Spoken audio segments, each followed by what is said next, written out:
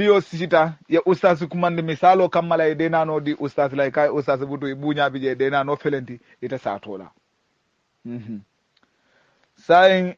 pareta puruka tola denano kunna ya ustaz kumande kay de mfama membantan nun e lafitan din kewñin tolala wolela di ha e omo kuñimma balti ifama dun to dun ustaz e ñinin karo kede fonnin kew kaye ko misalo kammala mfama tomu e tentuleti usasi yo kuole mira ko fonninko e ato kendo dum fonninko kay hanide ndel den ngam fama to lon tentu dammallam man to do ngala na manke tentude usas go wonten toti je wonden dode usas ha e foy man kilala hadiso moy usas ko fonninko e foy man kilala hadiso moy nali be dinnulu tolala al se tola to kendol nyenten to kendete di ha e usas wote sayita simma ko yeto do fonye kadum ndel ngam fama to lon tentu dammalati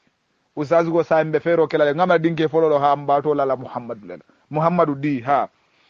mbemem fola fonninke we usas nyinin ka folo jannabe dinningu to lala muhammadu la nyinin ka ban usas nam manninga kam mendi tentu ngolonne bar sa inde manke araboti ha sa yemmem fo nyawu mu arabu kawante andu wajibolo mun defanan kam bendingu to lala menna ngalongo koto mu muneti sa yin usas nyinin ka wala bire usas nyinin ka translation wala misalo kamala munamu tentuti usas munamu muhammadu di usas ko tentu ne arabu kanto muhammadu ya translate ni mandinga kamala wala mu tentuti sai usas nyinin ka ban usas jang mune baki nan la tentu arabu kan wobe kala toti tentu mandinga kan wota kala toti sai lefta usas yenyin kuole bonni nyoto bawo mandinga kan to tentu yole translate yake muhammadu di sai mbe nyinin kala usas sai muna mu different jam fo ifata mandinga to tentu le bang ila fita arabu to tentu le la wala fo mandinga to tentu wole manke toti barniya falini arabu kan la the same time tentu wobe kala toti sai usas asijanki to de yalla ñine mu fengoti me yalon ko bi abentul batandi kanna society li kono bari fende me yalon fenden asunda kule la me yalon ko nin kila kumata molbu ka kuma kawanye moy sayin nim problème be kere molu ye to falin ako nin don fama to mu tentule to mange to bara falin to menna the same time niya falin man ninga kanwala wala mu tendudi sayin jang foybe alfalu jahiliyandi la janne ban wala foybe alfalu kala karambalo ti janne ban no ite men ma fahamu walla ite men ba bo non nyoto jang ite le jahiliyata jang bare alifalu femma woli ma jang bawo ni ahmadu jibe muhammadu mahmudu ya be falin ibita sodola ko manninga kanto wala mu tentuti ngabo woto usazi ni mfonin kew benda siloka ye nyoko don ko tanade ite tonni akaye ndeto mu baluta leti misalo kambala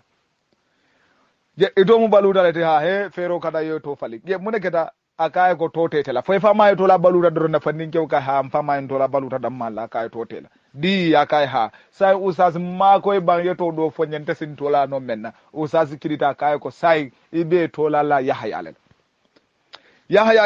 lo ne ha nabillahi yahya wala fama mu zakariyati wa zakariya wala adingu to la akaye yahya bari jang usas be mellon na yahya mu arabu kamalati ha sai usas nyinin ka ba muno mu yahya ko toti mannika kamala e ma koy woto janniye yahaya fali mandinka kangola wolom balutati nabillahi zakariya kebalo mati me yalon ka mandingu soto juna ate fe ala muso mu bore walati ay ala dane pour ala taala ya so dingula kebalu ayo tafsir suratul imran boleto ni a kebal be ayo nyim fasar lay ka fa ala ko nyadi mbe sola balutala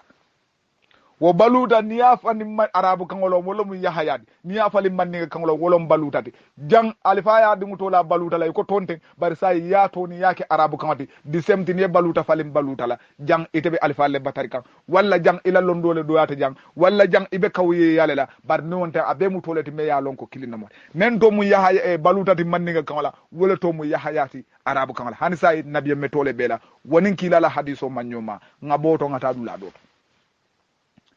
misalo kamalan tolla gambia musol bijele ketola bintula walla yetola bintala ini muso benda siloka hanni atara manke sungutoti bar muso fuduri muno ma to mu bintuleti walla to mu bintaleti yakumanni kae sunguto akaje nyadi wala mu nyinti ko ibado ya kanne je basiru na foyde mande to lo metolo ito dum je foy malon gon do mu bintuleti ito mu bintuleti ha sayin bintu ye bintu koto lonne bambari muso mandinga kanto ha yo lonne arabu kanto ye bintu koto lonne ban hani imam bintu koto lon bintu mandin kol ka fole sungudo bari jang niemo kumandin na mandinga kanwala me ya lon ka to mu bintu lete arabu kanto ite akumandi mandinga kanwala sungudo abajila ko ibado yakane bari the same time ni akumandi arabu kanwala bintu asidanko wala wota kamfala jang fonga jandi bondin na mole nyoto ya lon kon tolubeta ka nyaadi la dino kon kadum ila manninga kanwala ni to ko manninga kanwa yemmo to la wala sungudo iko onten todi but the same time ya to yele mandi yake arabu kanwa to bintuti iko mutole di jang ite be nakarolla walla jang ite la fahamole doyata nondo sungudu falen sungudu la akamunta kanwala kumandir nya wala falinta to bari maje ni mammo kumandi arabu kamma sungudo la aka kamfa ban nya kumandi arabu kamma la dorong abe la fila wala bawo munekata jang atemu tirim pam fode wala ti dino kono jannam point to me alon ko nyanta tandilan na mon bindumu fatimata toleti me yalongo nin kawandilal ba yusula fal bukal hakilo tuje ni ko fatimatu bintu rasulillah wala mu fatimati me kila nyimma din sunkudo bari sai niye to la bintu dammala walla binta dammala niye kumandi nyindon le kumandi mandin ko la sunkudo la do e sikam fa bar niye kumandi arabu tola bintu la dron wasidiye jang fonga jam fahamu nga fo moli mel yalonko e ma fahamu wala mu ne bintu moy arabu kanto doron wala mu sungudoti mandinga kangola sai usasi be hakilo tula woto baki ngaboto ndolla society kono fanan Gambia na mandinga kanto e kamolle to la tombonna bari sai nyin tombon na findita usasi sa asonkandi ko to tatela bawo fama akoma ke kuolong usasi ga tele ke kuolong waya dingu to la tombonnela ako tote wala bari sai usazi mbe nyinin kala sayin todo di ala memmanke tombonti ban usazi kirita akoye Mustafa ye Mustafa ha usazi bari jang inyanta mello nako ntolu manke mandin kolti sayin ibe men to yele mandi kanka ke Mustafa da ayalon na to mumendi tombon wo mu mandinga kan ta wolone de bar sayin niya falinga e Mustafa la wala mu munti translation o jang ibole yusla jang al Mustafa wala fana mu tombonti fo mole dino tan hakilla muna niya jente basiru buka alifali soso ngalonne alif nte ngammeli je folo ngalonne ko alifali ye dino samba dino lela exactly muhammad ye dino fo jame wala tan ninte ma alifali soso andu nin alamam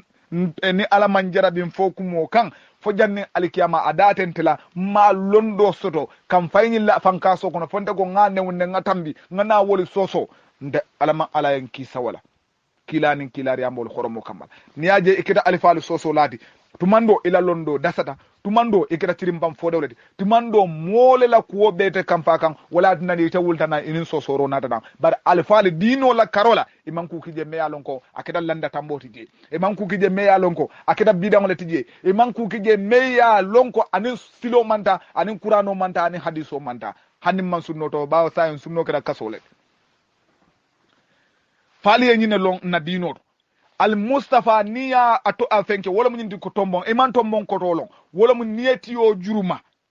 iko ikata afile say bari janni ba afile yela dimbal kumande iko alinga nati yo nyala tombon wala mundi ye kati balolu bondi kendolu kono wala mu tombondi walla ye kendolu tombon kati balolu walla hanni atara be mu katir muledi yenna do tombon je mendiyate te wala mu tombondi niyamoy Mustafa wala mu woti kila nyima biraay mo be jibe ay nabiyo molu dada adama dingul be dada anata dolu tombonje wo tombonje e ka fole Mustafa ay dolke kulul ulul amurol ajimoliti ay doke nabiyo moluti ay do mo ke kilari amoldi ay doke mansake woldi ay doke fengo beti wo fengo lu ke dadaje wolo mu tombonti ka wala kumande nyala tombon ale fal ke dingul tola wala e koy tombon munat nan niemo to moy kay tombon ite malon ko hanisa wala Mustafa fo yo to fali ya bonni manninga kamala ya sawndi arabu kamala Mustafa jang usas woni hakilo manta muna yin dino mu hakilo lati ko kilin wala mbalafa Gambia usasol la karola billahi wallahi kalisaba Gambia usasol mankunen andum atelkeji be koy kunintale ba abdou jite ya fo ala kawandula ko muna furew be sino to kunin nola nyaadile bala fa melu mankaram wolbe sino la ndel ko meli karanta fonko e ustazi wol fata wol bentel kunin nola sino to nyaadile wol fulota nyo kunin nola gambia usasolu folo ila kuningu dasata ika nyoson kandi fengo fenna nin a tara ko wala be duniya kono ikaje ko duniya tambita wala juna duniya buke mira wala badula killing ikatulori wala to usas karanda fo Saudi Arabia karanda anada molugo usasolo ma anala dara anala mimbaro anala fengo be bar usasi nabe diamula ani hakilo bukatano usasi nabe diamula anin dino fengo tanya bukatano o mu fenati me yalon ko kunimbali yaba yalla alifalu sonkandi fengo fenkan ni atara ko alifalu bole kan walla kunin wala ne man pile no fangata fang ka futa atondi arabi du kata karam laje bar walla kunin nata tambite la kunin wala andal keje ko walla karanta fo Saudi Arabia woto wala karantale atara wala karanta inata iman kunin karawonin kunin ni aramadun karanta aman kunin duron ala dino mankabulu fenti ala karaw manka ki bulu fenti bari abe melu karandi la hanisa yin abe kunimbali yale dunna woluto anin abe jahili yale dunna woto nyina mu fengoti me yalon ko bi nyandan hakilo tulato bak ngaboto fanan ndolla kafuta musobije e kamen kumandi musolu bala misalo kamala bari asigeno abete fanan na satoto bari mune asabu no dim musolu lafita tolala walla dinkewlu lafita tolala ka usas kumande usas nam lafida ndimle to e namusolo mba male tolala je ibama to dum ato mu musolu balde he hani wota toti kakin ka dam fu usas ko altal ba to kendo nyinenka di sungudo muruta walla fonni ngom muruta na mune to kendo da ka he hani ndengan tolo musolu ba don e anu usas ko wonten toti foye na wo to yele mandiye tola mola me ya lonko wo mandiye toli bari sa in the same time ko usasi nyinin ka ban kila dimmuso todo bije ka fa musolu ba fate mo karan kitabol to man ate mo karan kitabol to man badu ngani mem fate ka Fatimata Batur az-Zahra nyim Batur mu niya fali manni ga kangala wolo mu musolu bati Fatimata to dolo moti bari sayin usasi yo karan kayto bala a arabu kamma niye dingu to la wola e ko dimmuso to mu Batur lede usase problem sot la woto aba fole jang wo mu to kendol te kila ko aliyal dingu to la to kendola ban niya fali manni ga kangala ko musolu badron o be kala problem mol jang usasi alman usasol faamu jang usasol be arabu yalla londi kan alla banko kan bari mantar dino nyinin kanje e mantar kila nyinin kanje e mantar sunno nyinin kanje ya alifali batara kuwo kundin naytel la jahili yalla o sabu bari alifali be tonya jam fonga hakilo tuje munan antelu piwta mbulobe ustasol bili bem borindila tamu aliya foye kan samba min tole nalu leta kali nyinin ka roke wallahi albal fanjila ku kono me yalonko abakela albulu masiboti bagi bawo nyin dino alfali yalon ne ko dino sitano le hanni atare ma arabu yan ni denta mento dro wala mu nyinti ko ni be la salo wulin la foye la salo mo be ko wala mo arabu kanti bari wo kola kuwo kunni ni atara ko bakela nyim bankolu be duniya be ibebe dino samba kay yalal Afrika lom dulati me ya lonko ibe dino samba kan ni del be dina o dina to ka samba ni wandi yalela in dino tenten ni ali yali bulotu ustasol buli bali borindila ali mandi yamu ibal londila dulato dame ya lon ka telephone ma fahamuje ali fali ya alla ila katoke yal tu damen allafta bola wota ali be sawna dinnin kutol le kan wol dum me tadula lon sokoy bodula wobe kala bala fa balati de Gambia ustasol la kunim doyata ni compare ni bantala ustasol na Afrika ustasol membo ko nyim banko sabolu bawo ngolle lon jina bisaw jina konakiri fokana bula Gambia ni Senegal la ustasol kita fendi me yalon koy 40 imam faham e 40 imam kuning ni compare ni dunia ustasol la ibalo ka fanna ustasol e bak ni mu fenati me yalon ko alinyanta hakilo tula je atolu mbadingul ani mu fenati me yalon ko molu nyante hakilo tamandila je ibuke fangatu mobulu ini hakilo buka tarabulu ibe amma katarabula be kuruntula naye samba dawda itele boyte fankande ngaboto nyin don ko atoto mu sudeleti asigeno tomba anin usasi benda motole kono assalamu alaykum alayka salam mo su gonon ko lewi je ko tan ma sallahu be kumala abe masal na fe ngada arabu kan be kumala akoy e debota mun don debota nyomi sigale je e bota sigale ha yo andum na mo kende babi jale nyo konto mune to kendo fando akayen to mu suteleti moro yame to do jubela je e to kendo fang mu sudela ga mbama en to la sudela woto to la kendo ni nyin tan suten ton toti je di ha ustasi sai ma ko to do to baba o sutote toti ala hakilu do ya kama anala karam baliya kamma nye sute moy manniga kangola wala mo arafati foy mo lon oustaz hani sayin immo ken toke kurunguti bari jang amandinga kama e koy fata wala andu president la be duniya ko ne kam men kumandi president Yasser Arafat la sayin ni o translate to lamandinga kan wala wala mu suteti Allahu akbar ntolu be bori kan kata mun to muna ntolu be dino kono nyaadi le mfa manyolu yentelu tum mun tole anum bi intele ngam fanje mun tole mbalaw ka fa ali be usasolu bulu ibali sambala ngo ali usasolu nyinin kay kali samba mun tole mbadi gambianolu ani mbadi kammoy lali momondi yalo ngoy kanna kammo ya ali usasolu nyinin kay kali samba mun tole itulo bala president Yasser Arafat même ma long foni buga news lamayo wallahi man duniya kulonde wa arafa kilum wala mun tella man nga kanto sutoyti wa arafa kilum alikata damen Saudi Arabia ka fo damen arafa niya falim man nga kanto wala mu suteti bar sayin usasu ka beto bon la man nga kanto suteti la ay to ke arabu kanto kudodi ngo nyin dino kasambano la atram nin kila ko alal dungu tola e to kendola ngo usas fo ayole nata ko nin ma tola arabu kanto man ka to kendeti ba no aya manna hadisa manna say mune baki nan la to kendo be soro la arabu du dammale ato soro no itla kanto walla ni man to woto fo arabu kan la ni dem muslimoti o mu kafiri to le kafiri to man soto muslime to man soto to at yareta ite la to la to menna alla kanto kana ke je neni roti bawo ni alon ko atella kanto man ni kanto ni mu neni roti kana dingu to lala ni mu jalango to le kana dingu to lala ni mu setano to le man ni kanto kana dingu to lala kila nyimma kanyine fo anin to woto ni atra ko anin ala to le benta say woto be cancel lale yem to ta me yalon ka anin ala to mambe alla kanto nino mu kenya te kila nyima ka hadi andu alifali ya fahamu ten bari dalla fahamo keda men wala mu nyinti ko sa en to be kering nin a tara ko amanla arabu to la don wonten to ti maje dindun be badal le fañol bulu dindun be to ele mandi e fali e to le kementi e koy fama nyol man kulong e delle kulo ye to le ele mandi yake wodi Allahu akbar nyimbala fa warta de nyimbala fa warta bak ngaboto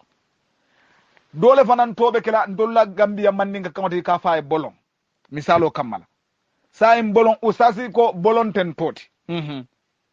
ako bolon ton toti sa en abe dinnu to falina bakela muneti aba fo laele ko Jafar ye Jafar lo ne ha Jafar musay boleti me yalon ko kilani mala say bolo bar sa to translate ni manni nga kamala wala mu bolonti Allahu akbar say nimmo e to lan to lamani ka kanto bolonti fame to la Jafar le ba hani bar say usasi ba fo la yayi le manda e bu manni ka kanto bolonti ay ke arabu kanto Jafar ndolu kam mira nyaadi ke iko nyin ten toti bare arabu kama wala mu toti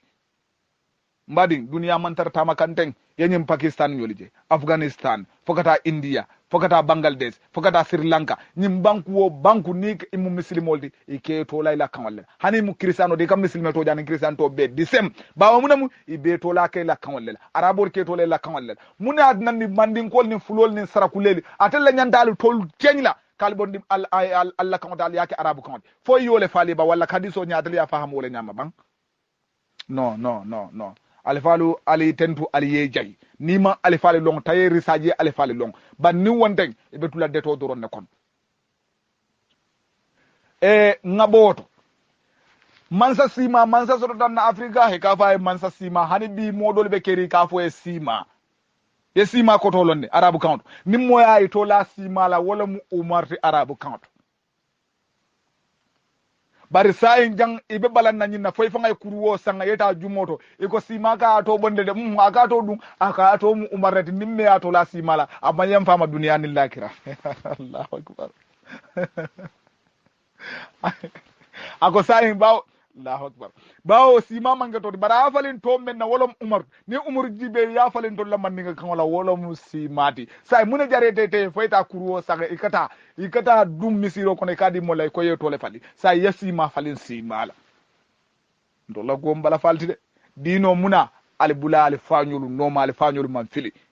wallahi al kabula mel no may filita dallum mu dillu lo may filita ibal filindina bawo kata Saudi Arabia ngo